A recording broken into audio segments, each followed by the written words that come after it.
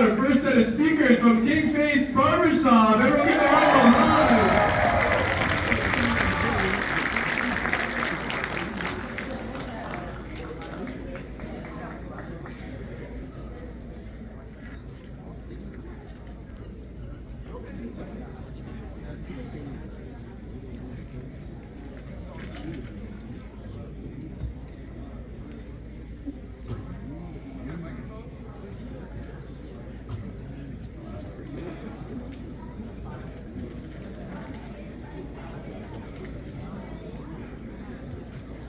Good day, everyone.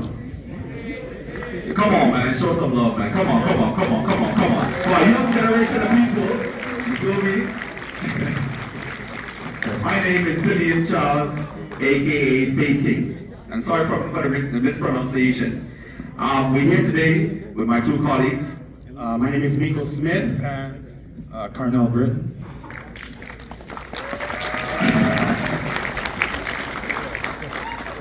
First, I would like to say thank you for the opportunity for me being here today. For a lot of us here, we have few opportunities in our life, and I have the opportunity to come and share my life experience with you guys together with my colleagues. Now, I'm coming from a really humble beginning, so it doesn't matter where you come from in your life, it's based on what you want. You have to put your mind and set it towards what you want. You feel me? So today we have a presentation of what it takes to be an entrepreneur. So as my partner here, King, was saying, if you can see on the board here, we have some things on the board about business.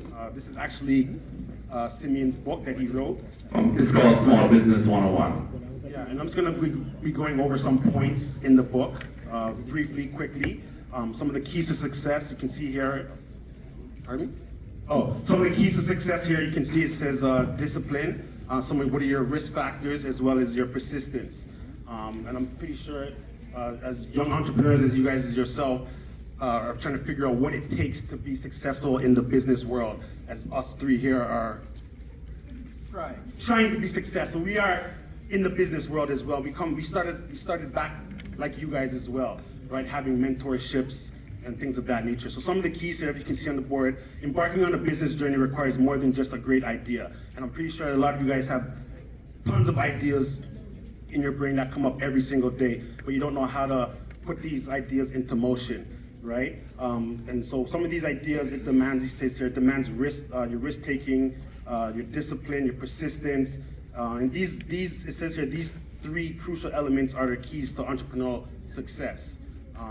You want to go a bit more? So what we stress is discipline, and is there anybody here that can tell me what it takes? What's discipline mean to them? Somebody tell me what discipline means. Somebody, go ahead.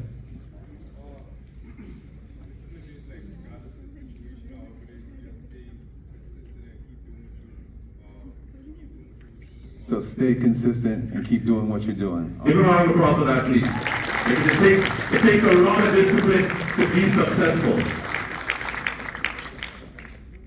On the next slide, it says up here, discipline and the foundation of success. So you have three pillars here that helps you with your discipline. One of them is your time management, how well you use your time. And it says here, effectively allocating your time to maximize productivity. So you basically want to be spending more time on the things that you should be doing and not wasting time on the things that you shouldn't be doing. So using your time wisely. You hear a lot of people always say, oh, I wish there was more time in the day. I wish there was more time in the day. I don't have enough time to do this.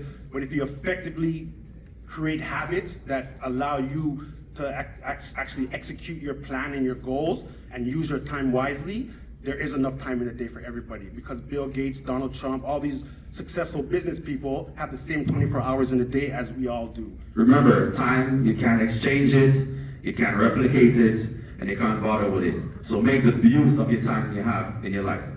All right, the next one here is financial discipline. Manage your finances wisely to ensure business stability. So always invest your money. Your greatest investment is into yourself, right? So you always want to be encouraging yourself to make sure you're investing whatever you're doing, your time, your finances, into yourself. If you make a profit, you have a job, always take 10% of what you earn and what you make and invest that back into yourself for long term. Our third one here is resources of allocation, utilizing resources effectively to optimize your business operation. All right. Our third one is focus. Now, I know a lot of people hear about, your goals and what your goals should be, but do we actually write down our goals on a day-to-day basis? I actually have a journal in my book that I write down my goals, my personal development personally, and I read it twice a day, in the morning and in the night. And I go over it every single day religiously to achieve my goal. And what I get pleasure out of doing with my goals is once I achieve my goal, I get pleasure of like writing a check mark, whether it's reading a book. If I read a book, that's a goal, and I want to finish it by this date. And once I finish that book, I go in my journal and I put a check mark beside it. It gives me fulfillment that I accomplished that small little goal. Because you have short-term goals and you have long-term goals, right? And it says here you always want to stay committed to your objective, and despite distraction, which falls back on discipline as well. All right. Next slide, please. Next slide. Embracing risk. In any business venture that you do, there's always risks that are involved. There's good risk, there's high risk, there's low risk, but you always want to evaluate your risk. So it says here financial risk, personal risk, and unknown territory. So under financial risk, it basically says invest your business even when outcomes are uncertain. So you never know what your outcome is going to be, right? So that makes the risk tolerance much higher. If you don't take that chance in yourself, you will never see the end results. And always remember that. Bet on yourself. Yeah, which is very true. And then you have personal risk. Step out of your comfort zone and for personal growth. You know, a lot of us are not speakers. We're not used to speaking out in the crowds and stuff like this, but you got to step out of your comfort zone to actually make things work. You know, so if you feel uncomfortable doing something, that should be your motivation to do it even more. You know what I mean? Myself, I don't like to be comfortable in any situation, because when I'm comfortable, I get lazy. And you don't want to be comfortable in business. You want to be uncomfortable so that it strives you and your brain can actually work